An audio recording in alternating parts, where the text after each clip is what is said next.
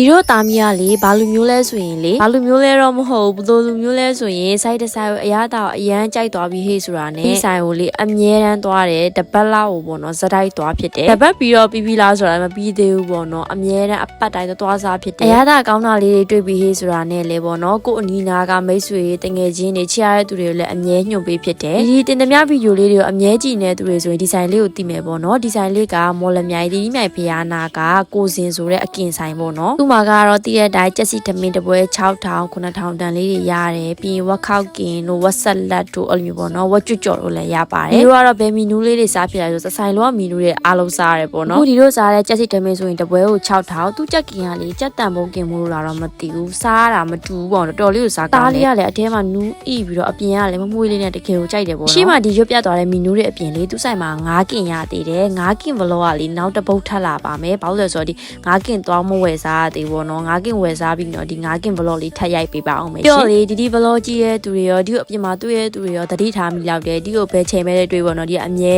ကြောပွဲလွယ်ထားတယ်ကြောပွဲကလေဘာလို့ကြိုက်လဲဆိုရင်လေဒီကပစ္စည်းအကုန်တည်တာပေါ့နော် iPad တွေရောပန်ကာတွေရောပြီး cosmetic ပစ္စည်းအစုံပေါ့နော်ဘီရောမှန်တွေရောဖုန်းတွေရောအစုံထည့်တာပေါ့နော်ခုတလက်စားတယ်ပြပြချင်တာလေဒီအမြဲပဲသွားကြောပွဲအိမ်နဲ့အခုတော့ကြောပွဲအိမ်နဲ့မဟုတ်တော့ဘူးအခုလိုအိတ်လေးနဲ့ဖြစ်သွားပြီဘာလို့လဲဆိုတော့ဒီအိတ်လေးကိုလေဒီကမော်လမြိုင်ကအမားတယောက်စီမှာမှားထားတာသူ့အိတ်လေးကလေဒီနဲ့တော့အဆင်ပြေတယ်အကုန်လုံးထည့်လို့ဆန့်တယ်ပေါ့နော်ပန်ကာရောအစုံအရန်အောင်မိုက်တယ်သူ့ရဲ့ page လေးကိုဒီက screenshot လေးပြပေးမယ်နော်နာမည်လေးကတော့ GG Collective မော်လမြိုင်ပေါ့နော်သူက site ဖွင့်တာတော့မဟုတ်ဘူး online ကနေမှာလို့ရပါတယ်အဲ့ဒီကလေဒီစီမရောက်ခင်လာတော့ဆိုရင်ဒီကြည့်ကြည့်တာသေးမလားပေါ့နော်ဒါပေမဲ့တကယ်သုံးကြည့်တဲ့အခါကျတော့လေအပြပန်ကာရောဖုန်းဆိုလည်းနှလုံးလောက်ဝင်တယ်သုံးလုံးလေးဝင်တယ်ပေါ့နော် cosmetic တွေလည်းထည့်လို့ဆန့်တယ်ပေါ့နော်ဒါကတော့ဒီ model ကိုအိမ်ကမာတာမိခင်တော့တရုံမအောင်မှားရတာဖြစ်ပါရဲ့ရှင်ဖုန်းစံအတိုင်းဒီကထိုင်းတီတောက်တဲ့သူဆိုတော့ဒီဆိုင်မှာထိုင်းတီတော့မရဘူး blueberry ဆိုတာပေါ့နော်တော်တရုံမအကြိုက် blueberry ဆိုတာပဲမှာပါတယ်ဒီကနည်းနည်းချောင်းဆိုးနာနဲ့အေးမတောက်ဘူးပေါ့နော်ဒီဆိုင်လေးရဲ့ဗီဒီယိုပေါ့နော်ဒီပထမဆုံးတင်ထားတဲ့ဗီဒီယိုလေးကိုမကြည့်ရသေးတဲ့သူတွေရှင်ကြည့်လို့ရအောင်လို့ဒီက caption မှာပေးချပေးတာအောင်မို့လို့အဲ့ဒီကနေဝင်ကြည့်လို့ရပါတယ်နော်ကဲဒါဆိုရင်တော့ဗီဒီယိုလေးကိုဒီထိရအောင်ကြည့်လာပေးတဲ့အတွက်အားလုံးကိုကျေးဇူးတင်ပါတယ်ရှင်ဒါပြင်မှာဒီတင်တဲ့ဗီဒီယိုလေးတွေကိုအချိန်နဲ့တပြေးညီကြည့်ဖို့အတွက် vlog ကြီးတီကို follow မလုပ်ရသေးဘူးဆိုရင်အခုပဲ follow လုပ်ခဲ့ပေးကြပါအောင်နော်အားလုံးပဲတာပါ